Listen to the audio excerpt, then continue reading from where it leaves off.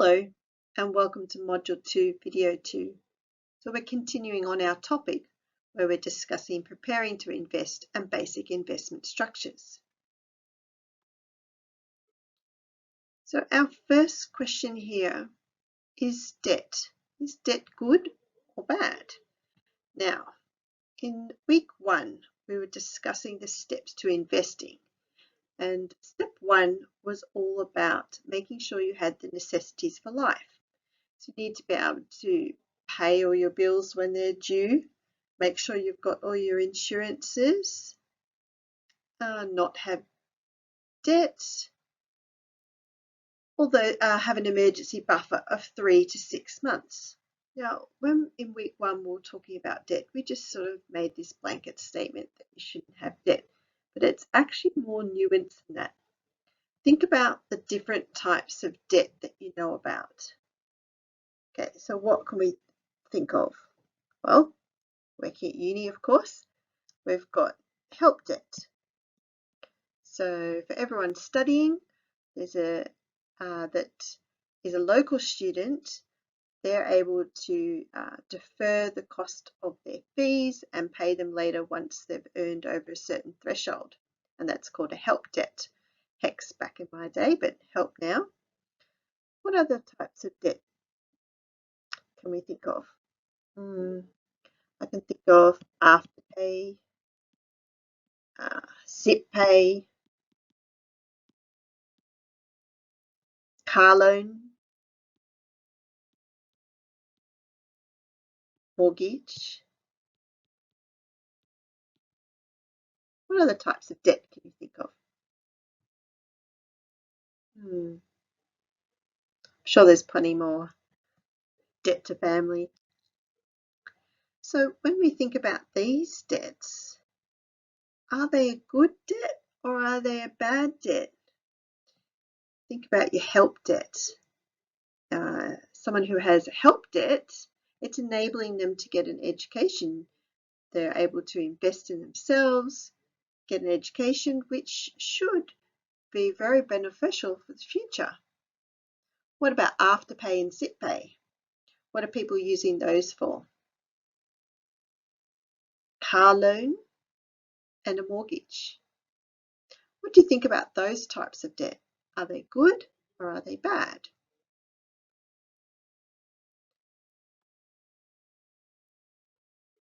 So if the debt is being caused due to your lifestyle, so you're borrowing to fund your lifestyle, then that is something that we would call is a bad debt. It doesn't give you an asset. If you have interest on that debt, on that loan, it's not tax deductible. And there are intangible benefits. You can't hold on to them. So perhaps if you're using Afterpay or Zip Pay to buy clothes, for example, then that's funding lifestyle. Or travel. Oh, travel. Yes, it seems like a distant memory, but okay. Perhaps we're traveling locally. That would be bad debt. If you're borrowing to purchase a depreciating asset, then that is what we would consider to be good debt, if the asset was being used to produce income. So perhaps you had a car loan for a vehicle that then allowed you to be able to run your business. So you were able to produce income. That would be good, but we'd like the value of the underlying asset to increase. So a car's probably a bad example. If you're borrowing to purchase a home, that's a good debt. So somewhere for you to live, house, apartment, those kind of things, that's good because that's giving you a roof over your head, and then by the time you're in retirement and it should be paid off, then you're secure for your retirement. So that would be considered a good debt. So would the help debt. Borrowing to invest and create long-term wealth, so that's also considered a good debt. But we've got to be very cautious because borrowing can magnify our losses as well as our gains. And we'll have a look at an example of that shortly. So a friend comes to you and says, hey, I've got this great investment opportunity. Give me $10,000 and in a year's time, I'm going to give you $11,000. Okay, that's pretty good. You can get an extra $1,000, so that's a return of 10%. That sounds very good, but your bank account has actually only got $6,000 in it. So what choices do you have? Well, you could choose to say, nope, sorry, I don't want to invest. You could say, okay, well, I've only got 6,000, then I'll invest 6,000 and get back 10% on that, which is $6,600. So you're getting an extra 600 instead of 1,000. Or perhaps you could borrow that $4,000 from the bank. Now let's imagine that the bank will charge 8% interest, the pleasure of lending you that money. Okay, so we're going to borrow $4,000 from the bank at 8% interest, and we're going to invest with our friend $10,000. Give the friend $10,000, and at the end of the year, we've got a 10% return, and they give us back the $11,000. Now, we made a $1,000 gain, but we owe the bank interest. We borrowed $4,000 at 8%. So $4,000 times 8% is $320. So we've got to pay that to the bank. We also have to pay back the $4,000 that we borrowed.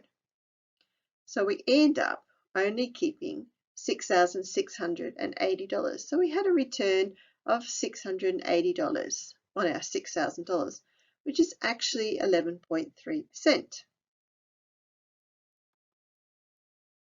What happens if things don't go so well? So we invest $10,000, but there's a negative 10% return. After 12 months, we only get $9,000 back. Still got to pay the bank the interest of $320, and we've still got to pay the $4,000 that we borrowed from the bank. So we'll pay that back to the bank, and this time we're only going to be keeping $4,680. So we've lost $1,320 on our original $6,000. So see how this is a loss of 22%? So by borrowing, it has magnified our gain, but then the opposite direction, it's magnified our loss.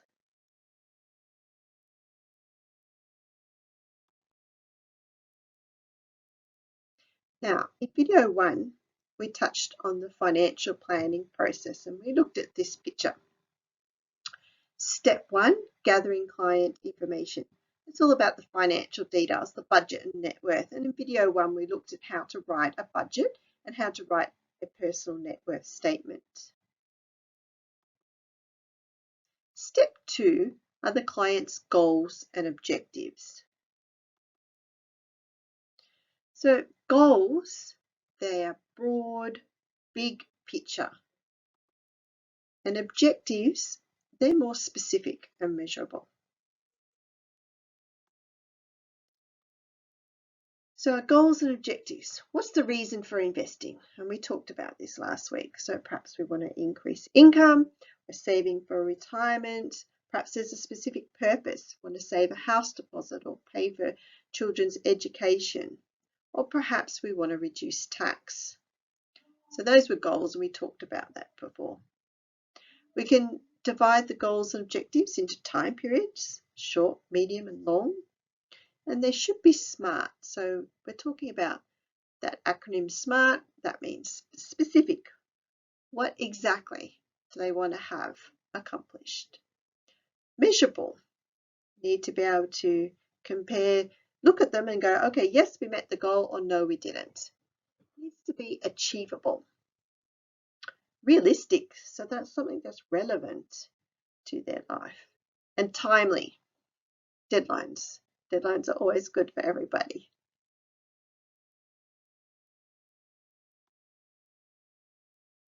Okay, so before investing, This goes back to having our necessities of life. So before investing, the client needs a budget, a working budget, some savings and risk management strategies, basic emergency fund, very minimum $1,000, but really we want 3 to 6 months.